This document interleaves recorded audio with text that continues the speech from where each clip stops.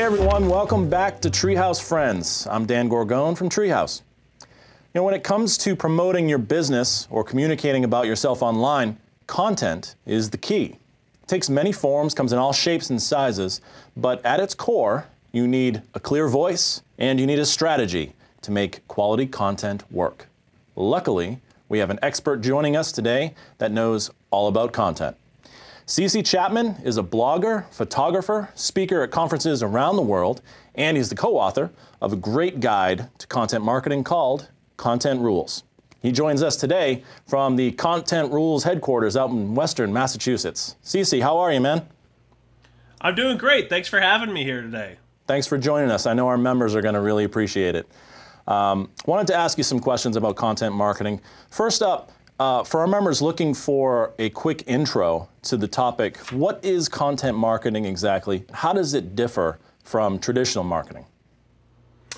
Well, the way we define, first, I think to understand content marketing, you have to understand what content is. And the way I describe content is anything that you create and share to tell your story. So that can be anything, really, and content has been around forever. Back before the internet, we had print, radio, and television. All of that was content. Content marketing lately has been getting a lot of attention because everybody has woken up to the power of the internet and the fact that no matter if you're designing a website, starting a charity, or creating an event, you've got to create stuff to share online that people can take and share it with others and give likes and plus ones and all those other things to in order to generate interest in whatever it is you're creating. Well, a lot of our Treehouse members are coders, they're designers, developers, and they're building websites, apps. They're working on many different kinds of projects, a lot of the projects that you've mentioned. So where exactly does content fit in for them? Well, I think it's really critical, and it's probably something that a lot of, coders and designers may not be thinking about because they're so focused on getting the app or the site or whatever it is they're building finished. And let's face it, that's a lot of work. But so you've got this great thing created. Well, how are you going to get people to come check it out? How are they going to know that it exists? You've got to do some form of content marketing in order to get people to check it out. And, that might involve, doing something in the alpha stage or the beta stage as you're building a new site or a new app. It may be creating an interesting overview video that shares it. It's one of those steps that I think gets forgotten about, and yet it's really, really, really critical because, let's face it, the reason you're building something is you want the world to see it. Maybe you're trying to sell it, maybe it's about, getting users to sign up. There's different reasons that you'd want to bring people in and check it out, but in today's world where, let's face it, every second there's new stuff being shared online, you've got to create content that stands out and is going to engage the audience that you want to bring to you. It's not one of those, everybody has to do video or everybody has to blog. It's more about what's right for your audience to get them to come check out what you've created. Yeah, that's a good point. A lot of our membership are freelancers and contracts, and in addition to marketing, the products or services that their clients may be hiring them to build sites for, they want to market themselves and their services and bring in clients. But they may look online or at the marketplace and worry about the competition. Wherever they are, they may be flooded with all kinds of people who can do the same thing. So, I wonder, how can they differentiate themselves? How can they use content marketing to accomplish this? Yeah, well, let's face it. I mean, there is a lot of freelancers out there, especially in the space where your audience lives and breathes. I mean, there's a lot of people out there doing that. But the person who's going to stand out, the person who's going to get attention is the one that does something different. One of the rules in the book is we talk about to do something unexpected. What could you do that's going to make you stand out? Maybe you've got a sense of humor. Maybe you've got a creative streak. Maybe you can do what makes you different. Your voice, whenever I talk to businesses, and it applies to individuals especially, is each of us has our own voice. The way I say something, the way somebody else says something is very, very different. Well, then how could you use that voice? And I'm not just saying, by saying voice, I'm not saying just how I sound. It's, your approach, your philosophy to life. And always, the more of yourself that you can put in your content, the better. I know, you know, if you've ever seen, like, when I share stuff, you know, I might be talking about my kids, or I might be talking about cooking, and somehow I tie it into what I'm doing, and I connect with a whole bunch of new people. And it's critical. It's very critical that you do something that's unique to you and that you're comfortable with doing to stand out. And a quick little aside, I mean, that fits into this. I know when we were writing the book, we were looking for an illustrator, and there's tons of illustrators out there. And we ended up going to Flickr, of all places, and just, so we had an idea of what we were looking for, and we just started looking through illustrations and ended up finding a guy in Minneapolis, of all places, and both me and my co-author are here in Boston, but we found him via Flickr because he had shared a lot of his work that he'd done for clients, work that he had done for himself, you know, just doodles and stuff, but something in one of his pictures that he'd drawn had got our attention, and, you know, lo and behold, we ended up hiring him, you know. And I'm sure when he posted things to Flickr, he was never imagining he'd get a job that way, and yet it worked. And I love telling that story because sometimes you have to think beyond the obvious places to post your work, and that goes beyond just for illustrators. It can apply to anybody. So look for those other places where maybe your competition is not sharing as much as much, you know, because then you're going to stand out even more. Yeah, there's all kinds of formats for content, and you mentioned many of them in the book. You highlight a number of strategies in Content Rules where you can go through and you know, highlight some of the best practices, strategies for yourself to use those different formats. You know, it kind of brings up this question of, you know, should people be more focused on getting their marketing in front of as many people as possible? Should they be worrying about the targeting aspect, or, you know, all of the above? I always hate this answer, but it depends. It depends on what your goal is. You know, if it's the early days of something new that you've developed, maybe you're only looking for, you know, the hardcore targeted audience. You know, say you're looking for beta testers for something new you've built. You know, maybe you only want that target audience. You want those hardcore users who aren't scared to play with a beta and will break it, and they'll expect it, and they'll be all right with that. But then, you know, as you go to the next step, when you're actually rolled it out and you want as many users as possible, then you've got to go more widespread. There's also reasons to say, you know, well, maybe you should start small, start with target it, and they'll eventually spread it out to their communities. What I always talk about is make sure that, you know, getting the obvious audience is easy. Getting those people that you're already connected with, or who are in your circle, or that you've already identified for your client are into what you're talking about, those people are easy. What you've got to think about is their audience. What can you create that's gonna get the person that's really close and go, oh wow, I need to share this with my audience? Because that's what the whole nature of the web was, is the fact that I can link to you, and so you want your audience's community is what you really always should think about, how to jump to the next one. But who to start with, it really depends on what you're trying to do, what your goal is. And honestly, with any content marketing, you have to start with the why. You have to go, how are we going to know if this is a success? Are we trying to get 100 signups? We're trying to get 1,000 signups? Is it trying to get, you know, just hits to the website? Really upfront, figure out what is it that we're trying to reach? You know, how are we going to know this is a success? And then figure out the content marketing strategy to reach those goals. Yeah, I think a number of members might be intimidated by this idea of trying to reach out to influencers and just the idea of becoming a content producer, because there's just so many options. There's so many ways you could go. And plus, you know, they're trying to make a living or make money on the side. They're busy working on projects. So, you know, trying to write blog posts or create other kinds of new content may seem like, you know, it's just too much. So what is that challenge like, you know, trying to reach influencers, trying to do this marketing, if you don't go out and produce that content? I mean, if you don't engage in social media or publish on a blog, what kind of challenges are you going to face? Yeah, it is difficult, right? Because let's face it, you know, I can buy more of anything. I don't have the money to, maybe, but you can always buy more things, but you can never buy more time. There's only, you know, everybody's got the same amount of hours in a day, and when your head's down, coding away or designing or working on something, you don't have the time to go, oh, well, I should go write a blog post. The trick is you've got to figure out, play to your strengths. Figure out what it is that you can do. What are you comfortable doing?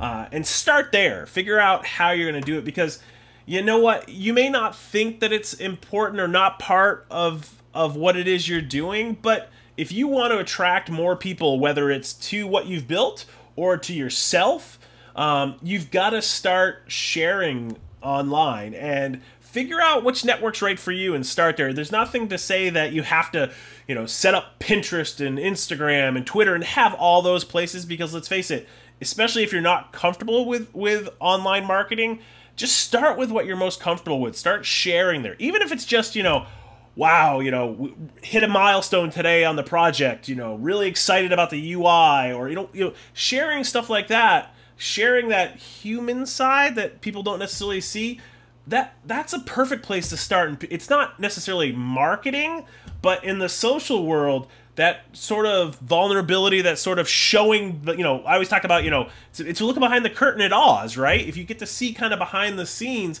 people connect with that stuff. But plain and simple, it's one of those things that if I usually am speaking to executives and I'm like, listen, if you don't make the time for this, you might as well close up shop, because your customers are online. And let's face it, everybody who's a potential customer, a potential user of your product, they're online. And so you have to do something to attract them. And that, for better or worse, is marketing. It's what it's really all about. Yeah, it's a great point. As intimidating as it can be, yeah, I mean, you really do have to start somewhere. I think a good question, though, maybe something that could set some minds at ease, is how do you, once you start publishing, make the decision you're going to go on Twitter or you're going to go on Facebook, how do you keep things going? How do you ensure you stay on schedule, and how do you ensure that you don't run out of ideas as you're getting that ball rolling? Yeah, so we use the metaphor of a campfire in the book, and it's one of those things that it was funny because I actually had to put instructions on how to build a campfire in the book just in case people didn't understand the metaphor. But if you've ever built a campfire, you know that you just can't, throw some wood on it and then walk away. And the same thing goes with a content marketing strategy. You have to be constantly adding a little bit to it to let it burn and keep it going.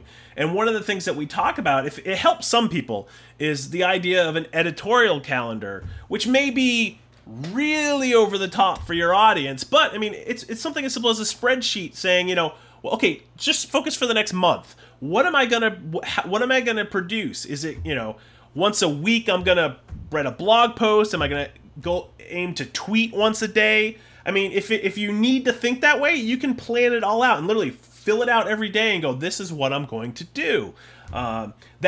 That may be overkill, but then again, some people who like process and like details may love that. So that's a best practice, is to take an editorial calendar and lay it out. And my advice is, when you're trying to figure out how to feed the beast on a regular basis, is to go back to that campfire metaphor, to think about, just like when you build a campfire, you have to put little sticks in and then you have to build them up to some bigger sticks.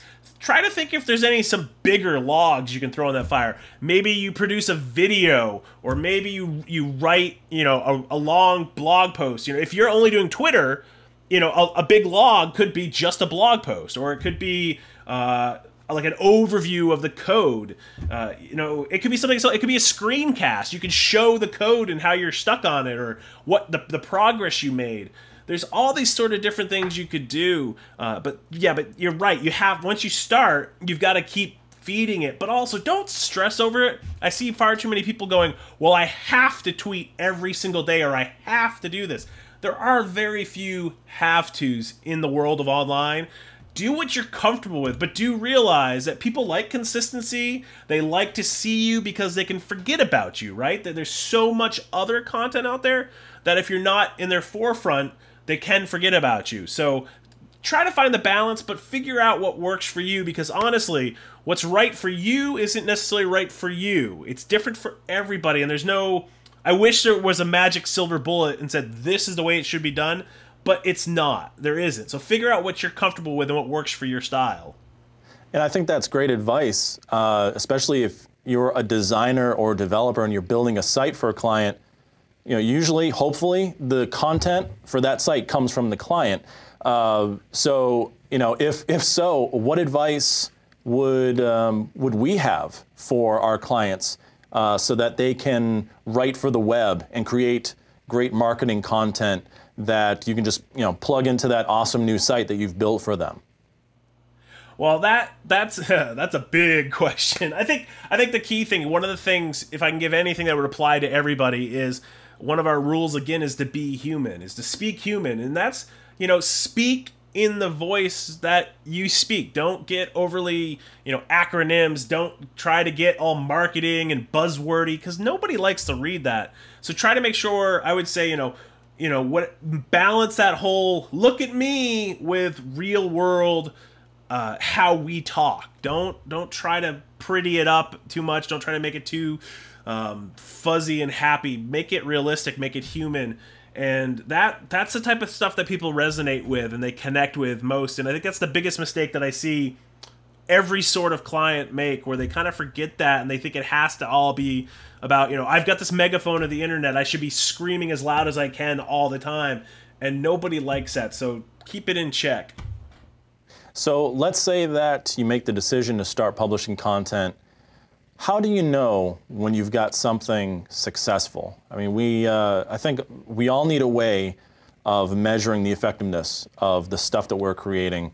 Are we looking for social media stats like shares and retweets, or are we looking for blog contents, or is it something else? How do we know when something really works? Yeah, it's a combination of a lot of things. That goes back to what I was saying earlier about how up front you should be figuring out, how are we going to measure success? Is it about the views, the subscribers? Is it about retweets? All that stuff is important, and you can measure all that stuff, and you should be, because if nobody's reacting, if nobody's sharing, then something's obviously wrong.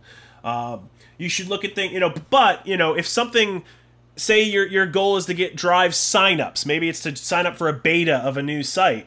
That's the only thing you care about. Do you really care about the retweets? You could get 1,000 retweets, but if you only get 10 signups, is that retweet really worth it? So you've got to really stop up front and figure out how you're going to measure it. And all that stuff is super important. But then again, also, there's certain things that you can't measure.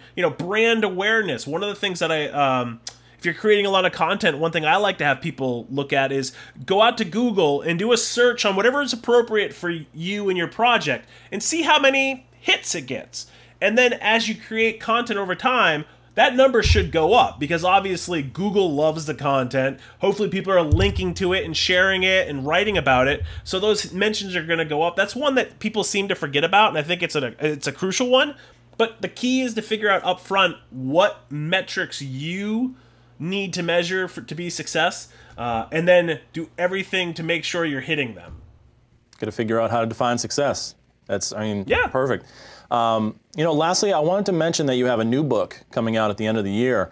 Amazing Things Will Happen is the name of the book, and I know it's a bit of a departure from the content marketing side of things, but this stuff is very relevant to a lot of professionals out there, a lot of our membership. It tackles topics like self-improvement, inspiration, creativity. Tell me, what can we expect from the book? How do you think our members can benefit from a lot of the anecdotes that you share in the book? Well, yeah, the subtitle for the book is a real-world guidebook to happiness and success. And the way I work and the way that I firmly believe, and I think your audience will appreciate it, is that I was sick of all these self-help books that people said, the world can be yours. And well, my approach is, yeah, but you've got to work really hard at it, and you got to know what you're going for. So it's kind of it's a quick. I think your audience will appreciate it, because it's no. There's no BS. There's no I'm not gonna sell you anything. The fact of the matter is that I think if you're going to have a successful life, you've got to know what you want in your heart, and then you've got to follow it, and you've got to work really hard to get there. And I'm excited for the world to read the book, because I hope people react positively to it. But that's my philosophy. It's worked for me, and I think your audience is going to enjoy it. Well, I'm looking forward to it, man. Content Rules is a great book. I'm looking forward to Amazing Things Will Happen. Everyone, I want to thank CC Chapman for joining us today here on Treehouse Friends. Once again, if you're looking for a great bunch of ideas on content marketing, Content Rules is the book for you. Check it out at contentrulesbook.com. And the new book, Amazing Things Will Happen, is coming out the end of this year. For complete info on everything, including CC Chapman himself, check out cc-chapman.com or follow him on Twitter at cc_Chapman. Thanks, CC. Thank you so much for joining us, man. Thanks for having me today. All right. Treehouse members, thank you so much for joining us here on Treehouse Friends. So long.